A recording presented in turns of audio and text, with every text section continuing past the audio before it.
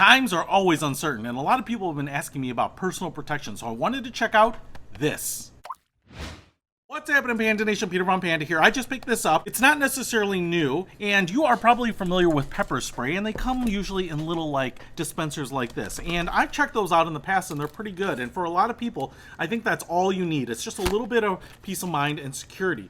But I saw this, and it's kind of a different delivery method for pepper spray. It's kind of more in a pistol format, and I thought this would be interesting to check out, especially with the world being an uncertain place. This might give you a little bit of extra security when you're out jogging, walking. This is actually made by Kimber. It's a big manufacturer of arms. This is a PepperBlaster II. Now, what's interesting about this is that it looks like a little pocket gun in some ways. You've got two barrels here, so you have this upper and lower barrel. You have a trigger right in the middle. You have this little safety door here, which I think will break away when you push your finger in there. It's got a very, very small little handle here, but I think if you just get your finger around it like this, and so I think it's going to feel good to most people in the delivery system, because sometimes, especially when those little pepper sprays, you've got to move the switch, and then sometimes you don't have that nozzle pointed in the right direction.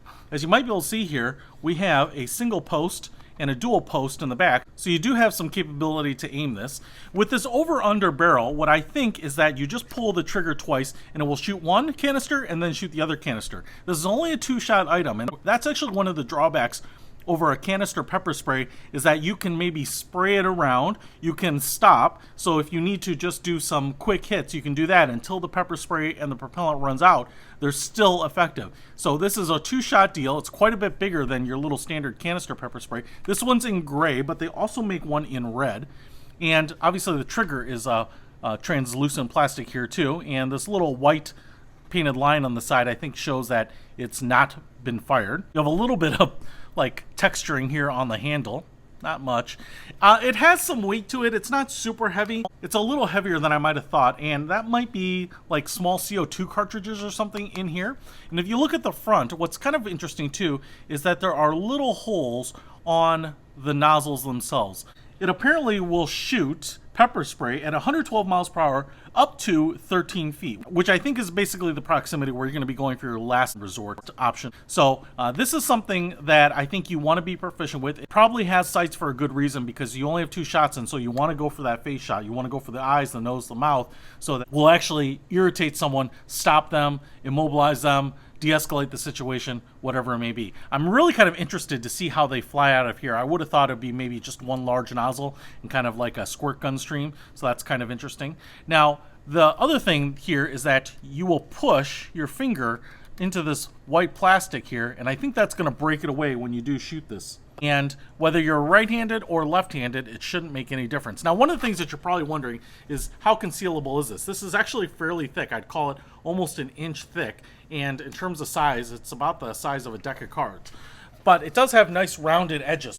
So if I go ahead and put this thing in my pocket here, it doesn't necessarily print like much, but because this handle is so oddly shaped, it doesn't necessarily scream like a firearm. And so that's probably the nice thing about it. But you can see here that it does absolutely protrude from my pocket and probably looks a little bit like a wallet. I would say that if I saw this in someone's pocket, I'm kind of trying to stretch the fabric around there, it probably wouldn't scream anything to me. So when you're ready to use this, I think you'll just put your finger in here and push this out. And you can see that I pushed it out, and it's not hard to move. It's not stuck in there really hard. So you can push your finger through there, put your finger on the trigger, and now pull. I will say that the trigger out here is a fairly long ways away from my finger. I would say this is further than most firearms would be. You know, the trigger would probably be right about here with the grip starting here. So I would say there's probably another quarter or half inch of distance on this than on most firearms. So if you're small-handed, you know, you might just be able to get the tip of your finger on here. I've got medium-sized hands, and I would say that I can put my finger through there, but I'm only getting my first knuckle on there, just like that. Okay, so now we have to try this out and see if it works.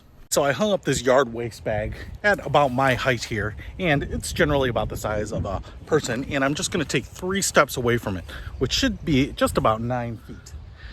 And so one of the things that I want to show you here is that if I were to pull this out of my pocket, push my finger through the little safety guard there, and you can see those sights. It's also a little windy out here, but I think that's actually a fair test because you can never really count on what it's going to be like if you have to actually use this. Now, I am going to just aim a little high. I would call the logo there center mass, and so what I think is going to happen is that this lower cartridge is going to come out. So I'm going to aim right up here, and we're just going to pull the trigger and see what happens. Okay, it actually hit much higher than I thought, and so it was aiming right there, and that's where it hit. Now, I will say that it did come out of the lower one, so it must be angled up just maybe a smidge, and you can see what it does there on the end. So interesting. I can smell it. I certainly wouldn't want to get hit with that. I'm not sure what's in it, maybe capsaicin or, you know, obviously some sort of irritant, but it actually comes out in, you know, about a 10-inch circle, and so it should do a pretty good job of covering up someone's face. But I would also say it's actually kind of interesting because it doesn't spread or splatter as much as I kind of thought, and so this is kind of something that you can aim and control a little bit better and really put more irritant on a particular target as opposed to, I think, some of the handheld pepper sprays. So let's try shooting the other one here and see what it looks like from the side.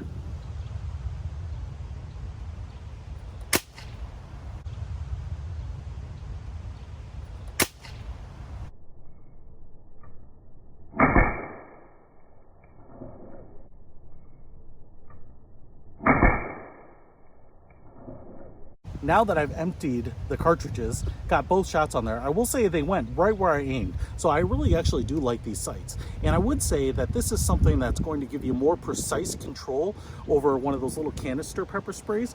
I think they each have their advantages and disadvantages. I think if you are comfortable with a pistol-like delivery system, because you maybe have used them in other places, this is going to feel very natural to you, and it's also going to let you be very precise with it, but it's going to be 2 shots, and so you're going to want to use this as kind of a last-ditch defense mechanism, as opposed to the little tiny pepper spray bottles, which I think can go in glove boxes, purses, fit in pockets a little easier.